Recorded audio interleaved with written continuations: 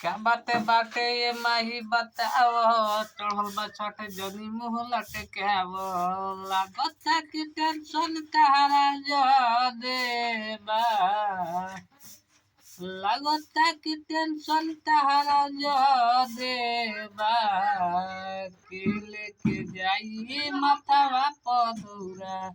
ले जाए वाला बेटा जब बहरेबा के लेके जाई माथवा पदौरा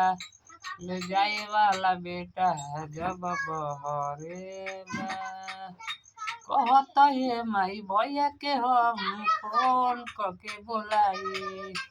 बाहरा में जाके बबुआ क्या करेला कमाई चढ़ते दीपावली छठते बा के लेके जाई माथवा पदौरा ले जाए वाला बेटा जब बहरेवा का भाई छठ में जा लोगन घरे।